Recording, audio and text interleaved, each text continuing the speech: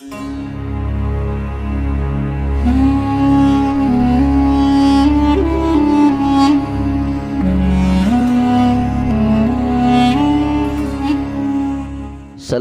warahmatullahi wabarakatuh.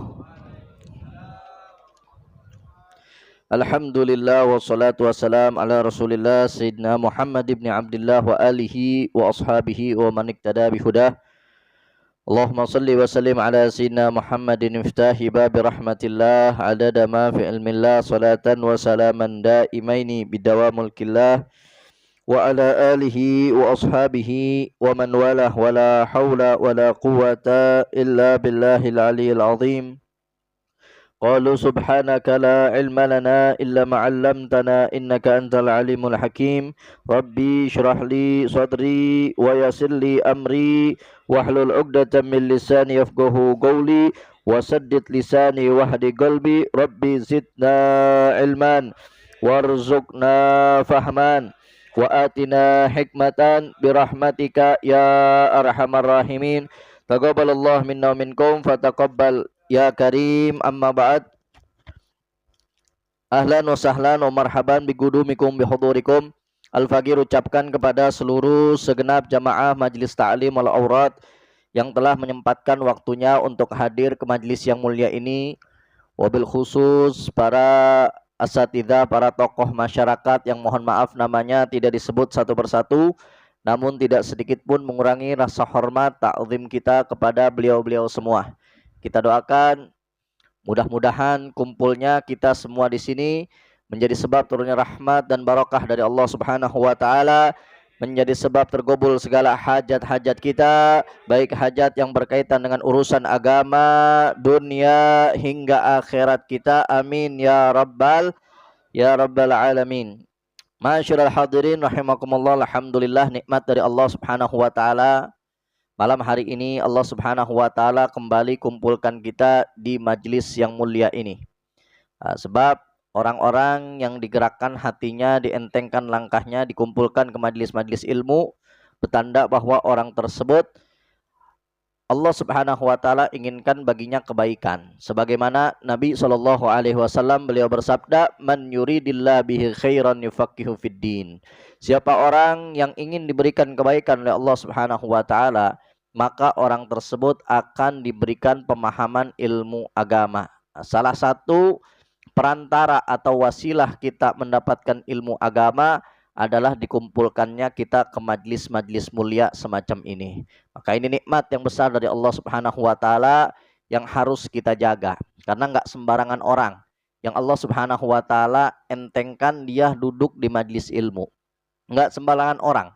Enggak sembarangan orang kecuali orang-orang yang memang Allah Subhanahu wa taala pilih untuk mendapatkan kebaikan baginya. Alhamdulillah. Maka bagi kita yang sudah diberikan kenikmatan besar ini oleh Allah Subhanahu wa taala, tugasnya untuk menjaga ini nikmat. Menjaga ini nikmat dengan kita berusaha istiqomah, terus hadir hingga kita mati dalam keadaan husnul khotimah.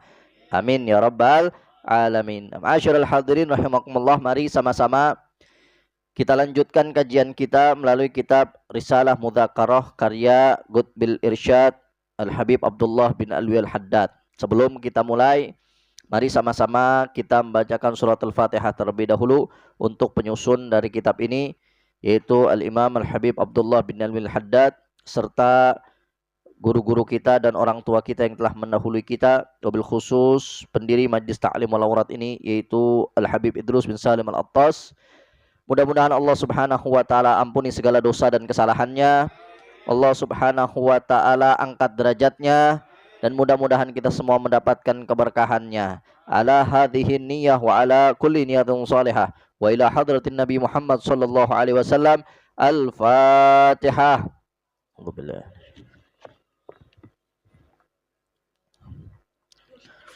Rahman-Rahim, Maliki yaumiddin, iyyaka na'budu wa iyyaka nasta'in, shiratal mustaqim, shiratal ladzina an'amta 'alaihim ghairil maghdubi 'alaihim waladdallin. Amin. Mari sama-sama kita mulai dengan membaca doa, membaca niat ta'lim wa ta'allum, niat belajar dan mengajar agar majlis kita dan ilmu kita semakin diberkahi oleh Allah Subhanahu wa taala.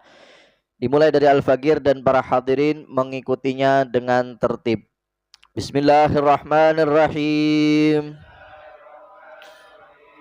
Nawaitu ta'alluma wa ta'lima wa tadhakkura wa tadhkira wa naf'a wal intifa'a wal ifadata wal istifadata wal hatha ala tamassuki bi kitabillahi wa sunnati Rasulillahi sallallahu alaihi wasallam wa du'a ilal huda wa dalalah alal khair ibtigha'an wajhillahi wa mardatihi wa qurbihi wa thawabih. Allahumma salli ala sayyidina Muhammadin salatan tukhrijuni min dhulumatil wahmi wa tukrimuni binuril fahmi wa tudihuli ma ashkala hatta yufhama annaka anta ta'lamu wa la a'lamu innaka anta allamul ghuyub. Allahumma salli wa sallim wa barik ala maulana Muhammadin wa alihi nur al-mudhibi lin nisyan binurihi fi kulli lamhatin wa nafasin adada ma wasi'ahu ilmullah. Alif rahimahullah wa nafa'ana bihi wa bi'anum fid darin amin. Faslun fi dzikri syai'in mimma yukrimullah bihi man atahu wa amila salihati wajhi. Pasal yang menyebutkan hal-hal yang Allah Subhanahu wa taala ganjar bagi orang-orang yang taat dan beramal soleh semata-mata mengharap ridho dari Allah Subhanahu wa taala. Qala Allah taala, Allah Subhanahu wa taala berfirman, "Man 'amila salihan min dzakarin aw untha wa huwa mu'minun falanuhyiyannahu hayatan thayyibah." Barang siapa yang beramal soleh, baik laki-laki maupun perempuan, dan dia orang yang beriman, maka niscaya pasti kami akan berikan baginya kehidupan yang baik. Jadi janji Allah Subhanahu wa taala di antaranya bagi orang-orang yang taat kepadanya dan beramal soleh semata-mata mengharap ridhonya. Allah Subhanahu wa taala sampaikan dalam Al-Qur'an, siapa orang yang beramal soleh, baik laki-laki maupun perempuan, dan dia orang yang beriman, maka kata Allah Subhanahu wa taala, niscaya pasti kami akan berikan baginya kehidupan yang baik. Kehidupan yang baik, kehidupan yang nyaman, yang tentram di dunia ini, ya. Walaupun ada materi, enggak ada materi, kalau orang udah hidup nyaman, hidup tentram, hidupnya enak. Belum tentu materi yang dimiliki oleh seorang itu menjadikan dia tentram, menjadikan dia hidup nyaman, belum tentu. Tapi kalau Allah Subhanahu wa taala udah kasih rasa nyaman, rasa tentram dalam kehidupannya, mau ada materi, enggak ada materi, maka dia bakal hidup enak, ya. Jadi orang-orang yang beramal soleh, baik laki-laki maupun perempuan, dia beriman, maka Allah Subhanahu wa taala berjanji, dan Allah Subhanahu wa taala la yukhliful mi'ad, enggak bakal pernah mengingkari janjinya. Pasti Allah Subhanahu wa taala akan berikan kepadanya kehidupan yang enak di dunia ini, ya. Atau mungkin dikasih bonus yang lain, dikasih materi, rezeki, kesehatan, panjang umur, dan lain sebagainya. Atau arti daripada kehidupan yang enak ini, kata para ulama mufassirin, para ahli tafsir, ada juga yang menyebutkan maknanya adalah kehidupan yang enak kelak nanti di akhirat, yaitu mendapatkan surga dari Allah Subhanahu wa taala. Atau mungkin bisa diartikan keduanya. Di dunia dia dapat hidup yang enak, di akhirat dia bakal mendapatkan surga dari Allah Subhanahu wa taala. Nah, barang siapa yang beramal soleh semata-mata mengharap ridho Allah Subhanahu wa taala, bukan niat yang lain, baik laki-laki maupun perempuan, maka pasti kata Allah Subhanahu wa taala kami akan berikan baginya kehidupan yang enak di dunia sampai kelak di akhirat, ya.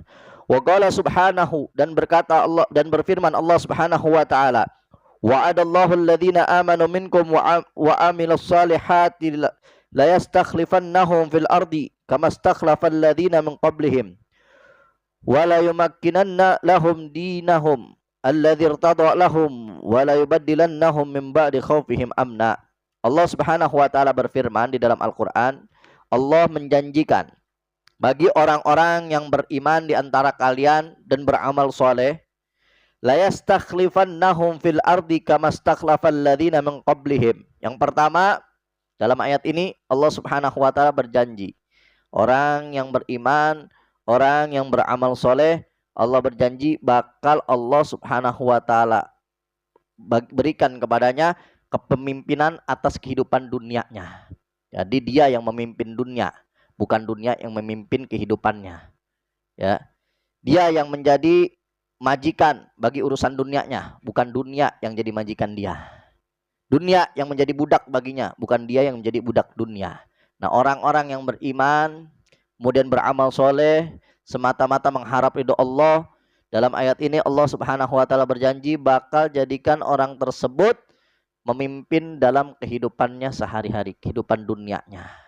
Nah, berapa banyak orang-orang yang zaman sekarang yang hidupnya itu didikte sama hawa nafsunya, ya, dipimpin sama kehidupan dunianya, dijadikan budak oleh dunianya. Tapi orang-orang yang beriman dan beramal soleh semata-mata karena mengharap ridho Allah, Allah bakal jadikan dunia yang jadi budak dia. Dia jadi pemimpin bagi kehidupan dunianya. Wala yumakkinanna lahum dinahum alladzi irtada lahum. Dan kemudian Allah Subhanahu wa taala akan memberikan kemantapan dalam hatinya untuk konsisten istiqomah berpegang teguh terhadap agama yang diridhoi oleh Allah Subhanahu wa taala. Jadi orang-orang yang beriman, yang beramal soleh, ikhlas mengharap ridho Allah Subhanahu wa taala, Allah bakal kasih dalam hatinya keteguhan untuk konsisten istiqomah menjalankan agama yang diridhoi oleh Allah Subhanahu wa taala. Wala yubadilannahum min ba'di khaufihim amna, dan kemudian Allah Subhanahu wa taala akan memberikan ketenangan, rasa aman manakala dia beriman, beramal soleh, dia bakal diberikan rasa ketenangan, keamanan untuk menjalankan apa-apa yang diperintahkan oleh Allah Subhanahu wa taala dan menjauhi apa-apa yang dilarang oleh Allah Subhanahu wa taala. Nah, kebanyakan orang kan dia nggak mau ngejalanin perintah Allah, nggak mau ngejauhi larangan Allah karena khawatir urusan dunianya keusik lah, khawatir kenyamanannya terusik lah, khawatir ini, khawatir itu. Dan memang ini salah satu tipu daya setan, bikin orang-orang itu khawatir, padahal belum tentu dia nggak tahu ke depannya bagaimana, tapi dibikin khawatir. Kalau ente ngejalanin ini, ngikut perintah Allah, jalanin syariat, ente bakal nggak jalan nanti usahanya, nggak lancar nanti bisnisnya, begini begitu, dibikin khawatir. Karena memang tipu daya setan tuh bikin orang khawatir. Sebagaimana Allah Subhanahu wa taala nyatakan dalam Al-Qur'an, "Asy-syaitan ya'idumukumul faqra wa ya'murukum bil fahsya." Setan itu bakal bikin kita khawatir terhadap kemiskinan, kefakiran. Kita pengen ngejalanin syariat, pengen ngejauhin apa-apa yang dilarang oleh Allah, khawatir kalau kita ngejalanin syariat nanti nggak jalan-jalan nih usaha kita, nanti nggak jalan-jalan nih urusan pekerjaan kita, nanti keluarga kita nanti. Dibikin khawatir sampai akhirnya ninggalin syariat, ninggalin apa yang diperintah oleh Allah, dan dia nggak mau ngejauhi apa-apa yang dilarang oleh Allah Subhanahu wa taala karena diberikan rasa khawatir, dibisikin sama setan. Nah, tapi orang-orang yang beriman dan beramal soleh, ikhlas karena Allah Subhanahu wa taala, Allah bakal kasih rasa aman dalam hatinya, bakal kasih rasa tenang dalam hatinya, sehingga dia bisa istiqomah, konsisten menjalankan apa-apa yang diperintah oleh Allah dan menjauhi apa-apa yang dilarang oleh Allah Subhanahu wa taala. Jadi kalau kita ngaku orang yang beriman, kemudian kita beramal soleh dengan ikhlas, pasti itu Allah Subhanahu wa taala bakal jadikan dunia budak ente, bukan ente yang menjadi budak dunia. Kemudian Allah Subhanahu wa taala bakal berikan ente keteguhan, istiqomah dalam menjalankan apa yang diperintah oleh Allah dan menjauhi apa yang dilarang oleh Allah Subhanahu wa taala. Dan bakal diberikan rasa ketenangan. Ketenangan, enggak khawatir manakala istiqomah menjalankan perintah Allah dan menjauhi larangannya. Jadi kalau kita betul-betul mengaku beriman, kemudian beramal soleh, ikhlas karena Allah Subhanahu wa taala, Allah bakal berikan itu semua. Wa qala ta'ala, dan Allah Subhanahu wa taala berfirman, Innal ladzina amanu wa amilus solihat, inna la nudhi'u ajra man ahsana amala. Ulaika lahum jannatu adnin tajri min tahtihimul anhar, yuhallawna fiha min asawira min dhahabin wa yalbasuna thiyaban khudran min sundus. Thiyaban khudran min sundusi wastibraqi muttaqina fiha 'alal araik. Ni'mat thawabu hasunat murtafaqa. Allah Subhanahu wa taala berfirman, sungguhnya orang-orang yang beriman dan beramal soleh, ikhlas karena Allah Subhanahu wa taala, tidak akan kami sia-siakan atas apa yang mereka lakukan. Ya, nggak bakal Allah Subhanahu wa taala yang maha adil menyia-nyiakan amal soleh yang kita lakukan, walaupun enggak sesuai dengan ekspektasi kita, ya. Walaupun enggak sesuai apa yang kita pengenin, kita beramal soleh, ya. Kemudian enggak sesuai dengan tujuan amal soleh kita, tetap Allah nggak bakal sia-siain. Contoh misalkan kita ngebantu majlis, ngebantu musola, ngebantu masjid misalnya. Kita niat ngebantu biar maju, ternyata majlisnya kagak jalan, musolanya kagak jalan, masjidnya kagak jalan. Allah nggak bakal sia-siain bantuan kita yang udah kita keluarkan.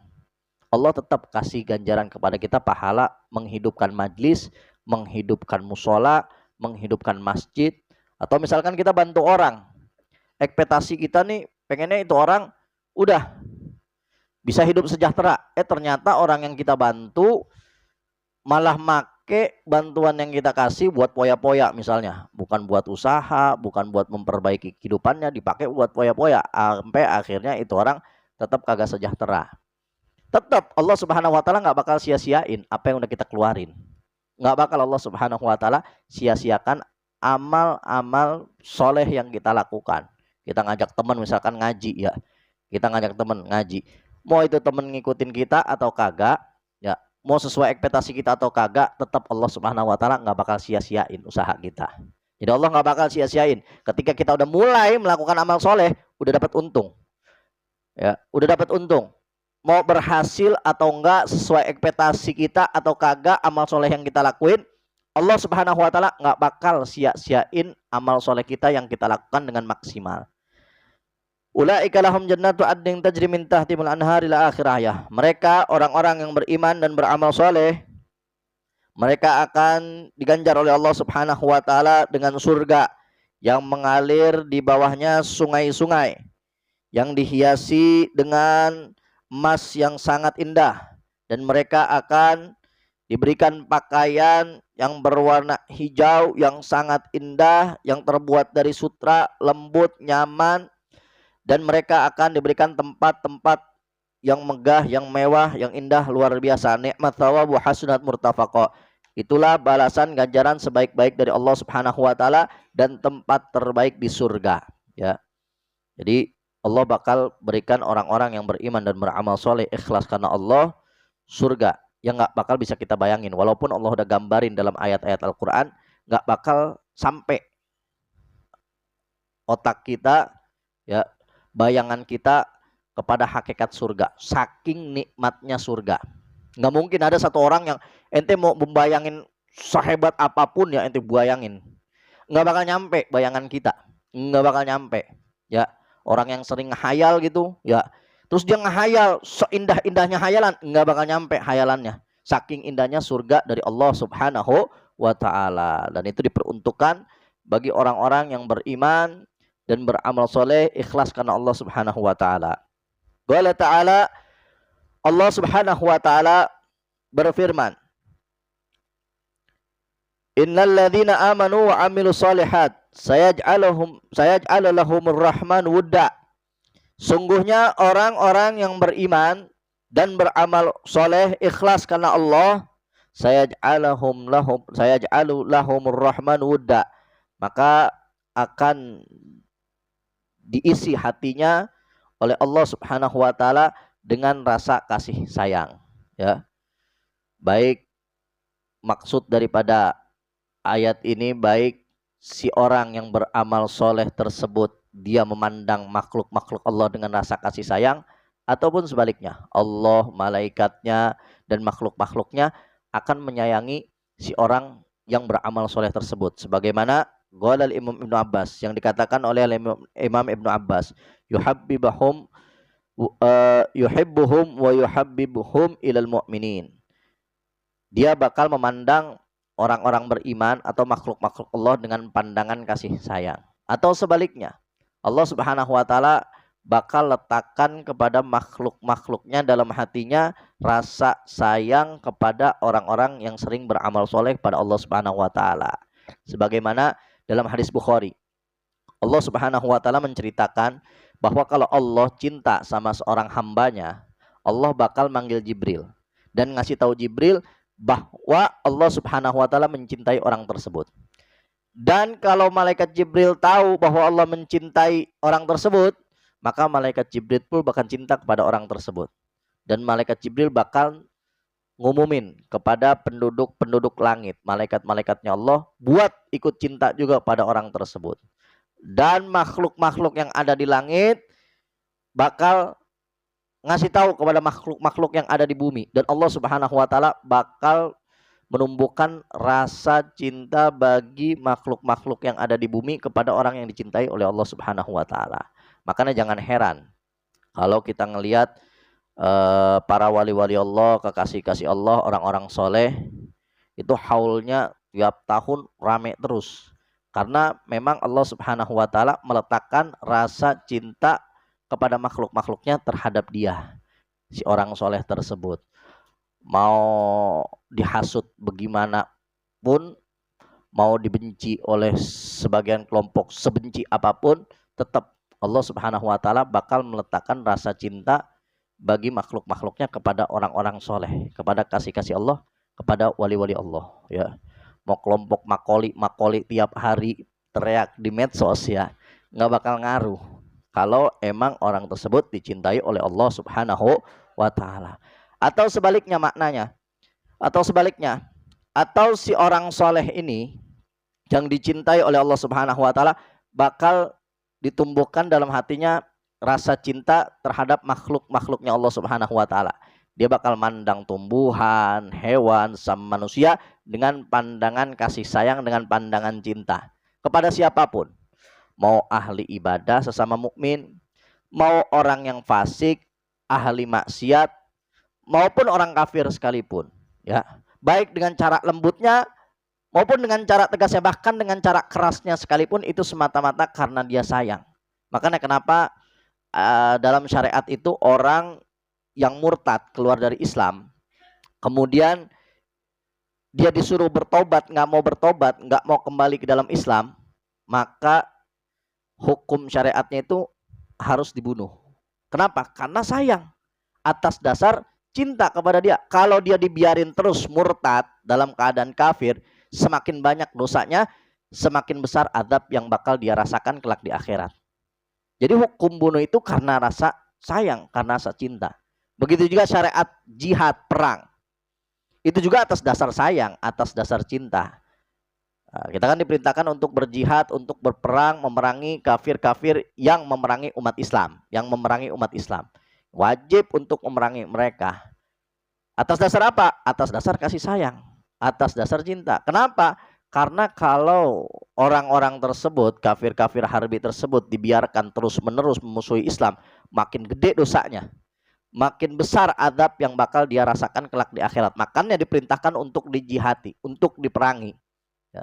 Itu atas dasar kasih sayang. Begitu juga ketika ngelihat orang fasik, lihat ahli maksiat, dia bakal cegah kemaksiatannya, baik dengan tangannya, kekuasaannya, atau kalau nggak bisa dengan lisannya, dengan nasihatnya, dengan tegurannya, atau minimal dengan hatinya dia ngejauhin, menunjukkan tidak setuju atas perbuatan dosa yang dilakukan si ahli maksiat tersebut. Atas dasar apa? Atas dasar kasih sayang, atas dasar cinta. Nah, kalau orang-orang yang beriman dan betul-betul beramal soleh ikhlas karena Allah Subhanahu wa taala, Allah bakal tumbuhin rasa tersebut, rasa kasih sayang, rasa cinta terhadap makhluk-makhluk Allah Subhanahu wa taala.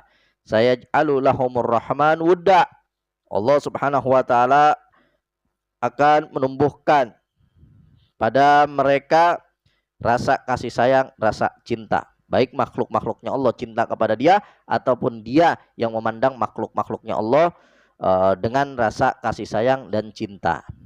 Wa qala Rasulullah sallallahu alaihi wasallam, dan bersabda Rasulullah sallallahu alaihi wasallam, innallaha ta'ala qala, sungguhnya Allah Subhanahu wa taala berfirman, man ada li waliyan faqad adantuhu bil harb.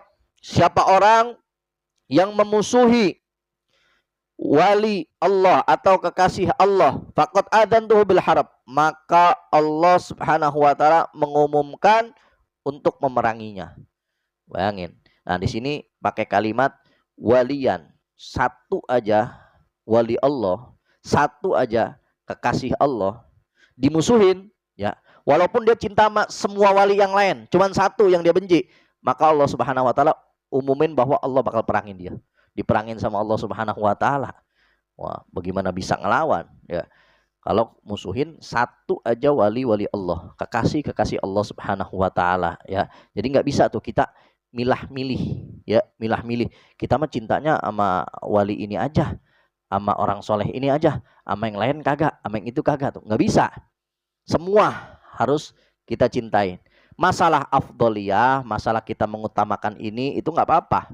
Karena memang malaikat-malaikat aja ada yang paling afdol di antara mereka, ya. Dari sekian banyak malaikat, ada 10 malaikat yang paling afdol. Dan dari sekian semua malaikat, yang paling afdol adalah malaikat Jibril. Begitu juga para nabi dan rasul. Nabi dan rasul banyak, tapi yang paling afdol di antara mereka adalah Nabi kita Muhammad sallallahu alaihi wasallam. Begitu juga para sahabat. Sahabat banyak, tapi yang paling afdol di antara mereka bagi kita ahli sunnah wal jamaah adalah Sayyidina Abu Bakar As-Siddiq radhiyallahu taala anhu. Begitu juga ulama, nggak apa-apa kita mengafdolkan ini, mengafdolkan itu. Tapi jangan benci sama yang lain. Jangan benci sama yang lain. Jangan benci sama yang lain. Apalagi kalau guru kita. Memang dianjurkan kita mandang guru kita itu sebagai orang yang paling baik di hati kita. Ya, kita harus punya husnuzon yang tinggi sama guru kita. Walaupun husnuzon kita ternyata nggak tepat kepada guru kita. Ya, sampai-sampai Al-Imam An-Nawawi rahimahullah rahmatul abror, beliau menyampaikan kalau orang-orang dulu kalau pengen ngaji ke tempat gurunya itu, mereka bakal sedekah sebelum berangkat.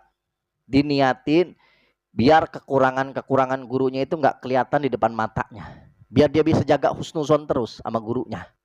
Biar dia nggak mandang remeh gurunya. Nah, bahkan ada doa, ya. Imam Nawawi sebutin tuh doanya, Allahumma stur aib syekhi atau au muallimi gitu. Ya Allah, tutuplah keburukan-keburukan, kekurangan-kekurangan dari guruku. Kenapa? Karena takut akhirnya kita mandang remeh guru kita. Sehingga kalau kita udah mandang remeh guru kita, nggak bakal dapat keberkahan, ya. Sehebat apapun guru kita, ya, sehebat apapun guru kita, kalau kita mandangnya itu mandang remeh, nggak bakal kita mendapatkan keberkahannya atau keberkahan ilmu dari Allah Subhanahu wa taala, nggak bakal. Tapi walaupun guru kita bukan siapa-siapa, banyak yang lebih alim, banyak yang lebih soleh, tapi kita mandang guru kita itu dengan pandangan takdim, pandangan muliakan, maka kita bakal mendapatkan keberkahan darinya dan mendapatkan keberkahan ilmu dari Allah Subhanahu wa taala. Tuh, ya.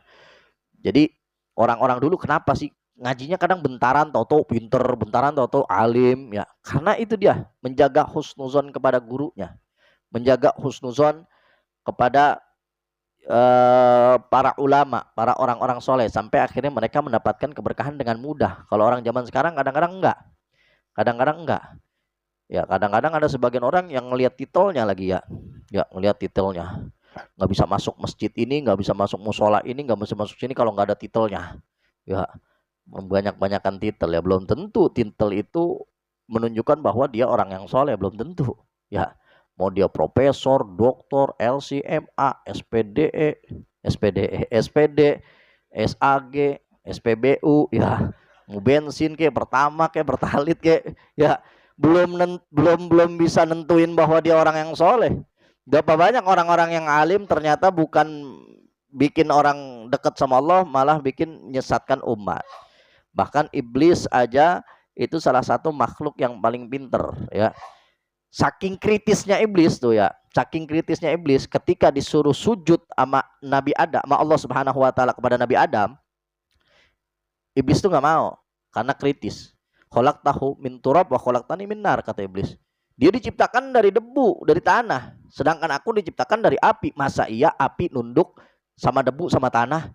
Ini nggak logis nih, nggak masuk akal. Wah gitu ya, ini nggak masuk akal nih, nggak logis ini. Kritis ceritanya. Sampai akhirnya Allah Subhanahu wa taala laknat. Pinter iblis, pinteran iblis ketimbang ente mah ya. Pinteran iblis ketimbang ente, tapi karena sombong ya, akhirnya dia dilaknat oleh Allah Subhanahu wa taala ya. Jadi siapa orang kalau kita mengafdolkan guru kita, itu justru emang kewajiban kita, atau mengafdolkan ulama satu dengan ulama yang lain, kita malah lebih serak sama yang begini, kita malah lebih serak sama yang itu. Tapi jangan benci sama yang lain. Jangan ngebenci sama yang lain. Nggak boleh begitu. Bahkan dulu orang-orang Yahudi aja, orang-orang Yahudi ketika tahu bahwa yang nyampein risalah, yang nyampein wahyu dari Allah Subhanahu wa taala kepada Nabi kita Muhammad sallallahu alaihi wasallam itu malaikat Jibril ya. Itu orang-orang Yahudi akhirnya benci sama malaikat Jibril. Padahal orang-orang Yahudi itu yakin juga ada malaikat-malaikat. Tapi begitu tahu ternyata yang nyampein wahyu dari Allah kepada Nabi Muhammad sallallahu alaihi wasallam adalah malaikat Jibril, akhirnya mereka musuhin Jibril. Kita cinta sama malaikat-malaikat. Kita cinta sama Mikail, Israfil, Israil, Munkar, Nakir, semua malaikat kita cinta. Tapi kalau sama Jibril kita udah nggak cinta lagi, karena dia yang bawa wahyu kepada Nabi Muhammad sallallahu alaihi wasallam. Saking bencinya sama Nabi, saking nggak mau nerima bahwa Nabi terakhir bukan dari golongan mereka. Akhirnya Allah Subhanahu wa taala turunkan firman-Nya ya. Man kana adu lillah wa malaikatihi wa rusulihi wa Jibril wa Mikail fa innallah adu lil kafirin. Siapa orang yang memusuhi Allah dan malaikatnya dan rasul-rasulnya serta malaikat Jibril, malaikat Mikail, maka Allah Subhanahu wa taala menjadi musuh orang-orang yang kafir tersebut ya. Allah turunin ayatnya. Kenapa? Karena orang Yahudi itu milah-milih malaikatnya Allah Subhanahu wa taala. Jadi kita nggak boleh tuh benci sama satu orang soleh, benci sama satu waliullah. Walaupun 1000 wali kita benci, walaupun semua wali kita benci, tapi walaupun 1000 wali kita cinta, walaupun 1000 wali kita sayang, tapi kita benci sama satu waliullah, itu bakal diperangi oleh Allah Subhanahu wa taala. Jadi nggak boleh milah-milih, cinta-cinta semua. Dari mana kita tahu itu wali atau bukan? Yang pertama, lihat bagaimana kesehariannya. Kita tahu itu orang soleh atau bukan. Kita lihat dari kesehariannya bagaimana. Dan kita lihat juga kalau yang masih hidup atau yang udah meninggal, bagaimana pandangan para wali-wali, para orang-orang soleh yang lain terhadapnya. Karena la ya'rif wali illa wali. Nggak ada yang tahu wali Allah, nggak ada yang tahu kasih Allah kecuali para wali juga, kecuali para kasih-kasih Allah juga. Jadi kalau kita pengen tahu itu orang soleh apa bukan ya, itu wali atau bukan ya, kita lihat bagaimana kesehariannya dia terhadap syariat. Terus kita lihat juga bagaimana pandangan wali-wali yang lain, orang-orang soleh yang lain terhadap dia. Kalau mandangnya dengan pandangan takdim, pandangan hormat, berarti itu betul adalah wali Allah, kekasih Allah Subhanahu wa taala. Man kana aduwan man adali waliyan faqad adzantuhu bil harb, kata Allah. Barang siapa yang memusuhi satu waliku, maka aku umumkan akan aku perangi orang tersebut. Wa ma taqarraba ilayya abdi bi syai'in ahab ilayya mimma aftaratu alaih wa la yazal abdi yataqarrab ilayya bin nawafil hatta hibbah fa idza ahbabtuhu kuntu sam'ahu alladhi yasma'u bih wa basarahu alladhi yabsiru bih wa yadahu allati yabtishu biha wa rijluhu allati yamshu biha wa in sa'alani la'utiyannah wa la in ista'adhani la'u'idzannah. Kata Allah Subhanahu wa taala, siapa orang yang mendekatkan diri kepadaku dengan perkara-perkara yang aku wajibkan, maka itu adalah perkara yang paling aku cintai. Jadi perkara yang paling Allah cintai adalah seseorang yang mendekatkan diri kepada Allah dengan perkara-perkara yang wajib. Jadi kita harus bisa mengedepankan mana yang terbaik di antara yang baik-baik ya. Perkara sunnah itu baik, tapi ada perkara yang terbaik, yaitu perkara wajib. Jangan sampai kita dibikin sibuk dengan perkara-perkara sunnah sampai ninggalin perkara wajib. Jangan. Ya, contohnya nih hari ini ya, banyak yang gak hadir. Sibuk 17 Agustusan. Ini kan ekspresi kita bersyukur terhadap kemerdekaan ya, tapi ninggalin pengajian. Betul, kita ngadain acara bergembira ya, bersyukur atas kemerdekaan. Itu bagus. Tapi jangan sampai ninggalin yang lebih bagus, majelis taklim. Kecapean lomba kagak capek ya. Timbang lomba kerupuk ya, lomba kerupuk kecapean. Kalau lomba makan karung, lomba makan paku baru dah ente. Kagak ngaji nggak apa-apa. Timbang lomba makan kerupuk kagak ngaji. Lomba kayak kagak, cuma nonton doang, capeknya capek banget kayaknya ya. Sampai kagak ngaji. Nah, itu harus bisa mengedepankan mana yang terpenting di antara yang penting. Godimil aham minal muhim. Kedepanin yang terpenting dari yang penting-penting. Nah, begitu juga tuh perkara-perkara wajib. Nggak ada yang lebih Allah cintai melebihi kita menjalankan perkara yang diwajibkan oleh Allah Subhanahu wa taala. Sebanyak apapun sunnah yang kita lakuin, kalau kita ninggalin wajib, Allah Subhanahu wa taala nggak senang yang model kayak begini. Tapi walaupun kita cuma sekedar ngejalanin yang wajib, sunnah-sunnah seadanya kita jalanin, tetap Allah Subhanahu wa taala cinta sama kita ya. Jadi kita penting tuh harus perhatiin dulu yang wajib, karena salah satu tipu daya setan juga begitu. Dibikin kita sibuk dengan perkara-perkara sunnah sampai akhirnya lalai dengan perkara wajib kita. Banyak orang-orang yang kadang-kadang begini nih, yang dia fokus dengan perkara-perkara sunnah ya, apalagi sampai bangga ngerasa cukup dengan perkara sunnah yang dia lakuin sampai ninggalin perkara-perkara wajib. Na'udzubillahi min dzalik. Wala yazal 'abdi yataqarrab ilayya bin nawafil hatta ahibbah. Dan apabila seorang hambaku terus-menerus mengamalkan sunnah untuk mendekatkan dirinya kepadaku, sampai akhirnya aku mencintainya. Jadi setelah kita fokus terhadap perkara-perkara wajib, jadi fokus aja udah perkara wajib. Nggak banyak sebetulnya perkara wajib. Ya, nggak banyak perkara wajib. Sedikit perkara wajib tuh. Sedikit perkara wajib tuh. Jalanin aja kewajiban.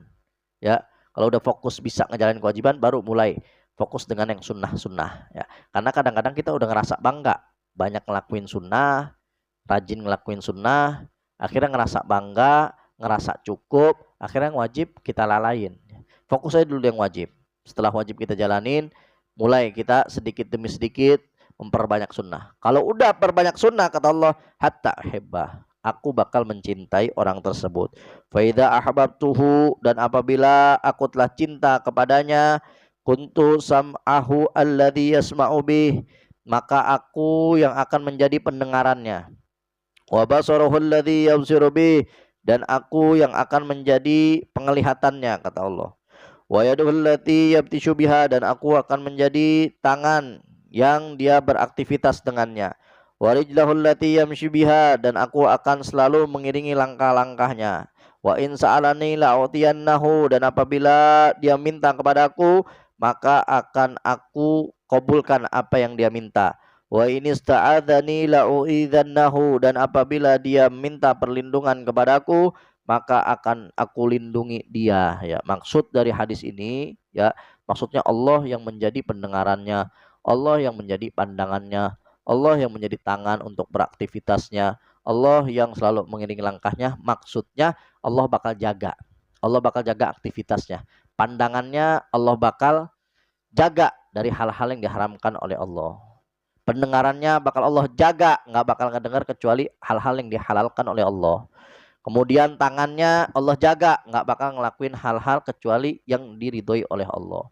Kakinya juga bakal dijaga, nggak bakal ngelangkah kecuali ke tempat-tempat yang diridhoi oleh Allah Subhanahu wa taala. Atau makna yang lain, kata para ulama, maksud dari hadis ini, maksudnya Allah bakal berikan kelebihan bagi orang tersebut.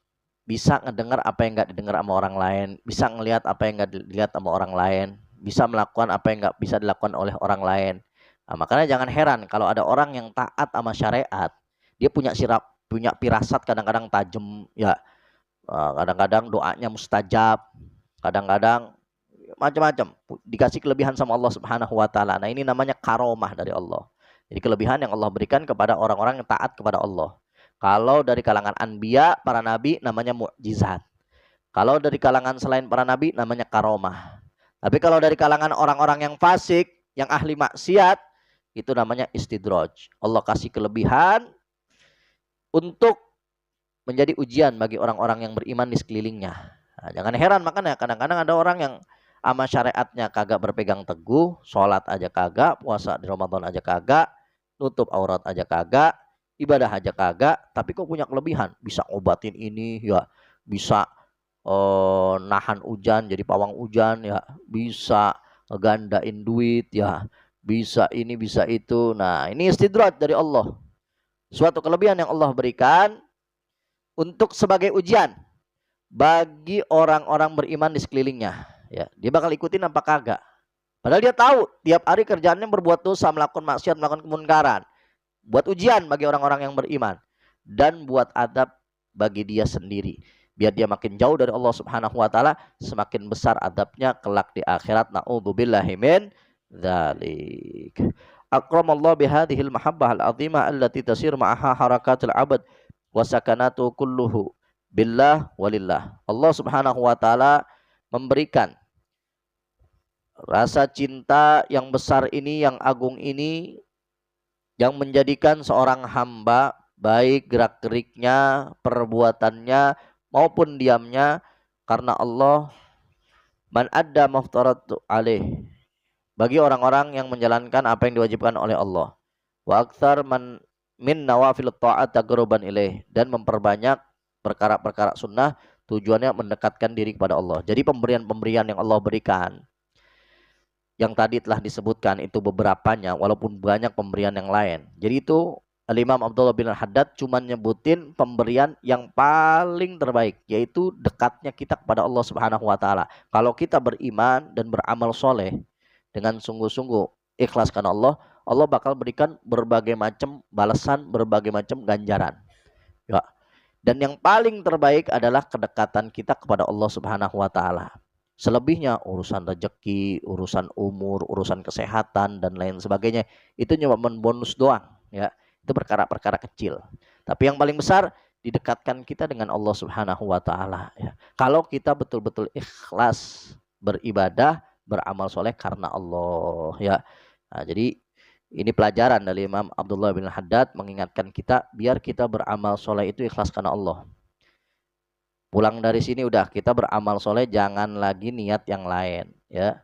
Capek, udah banyak umur yang kita lewatin, udah banyak ibadah yang kita lakuin, udah banyak waktu yang terbuang. Kita beramal soleh, beribadah bukan karena Allah, ya. Jangan sampai nanti begitu di akhirat lah, pahala kita mana? Karena selama ini kita beramal ternyata bukan karena Allah, ya. Mungkin karena perkara dunia, atau pengen dipuji orang, pengen dibilang baik sama orang, atau nggak enak sama orang, takut dihina, takut dicaci. Nah, pulang dari ini jangan lagi udah ada niat-niat yang lain. Jangan lagi ada niat yang lain. Capek udah kita bertahun-tahun ibadah, banyak yang niatnya kagak bener, ya. Pulang dari sini habis kita ngaji barusan pembahasan tentang ikhlas beramal karena Allah. Pulang dari sini kita beramal karena Allah aja udah. Bukan karena keluarga kita, bukan karena istri kita, bukan karena anak-anak kita, bukan karena orang tua kita, bukan karena guru kita, bukan karena siapa aja, tapi mengharap ridho Allah Subhanahu wa taala. Kalau kita ikhlaskan Allah Subhanahu wa taala, Allah bakal berikan ganjaran-ganjaran yang besar, baik dalam kehidupan kita di dunia hingga akhirat. Amin ya rabbal alamin.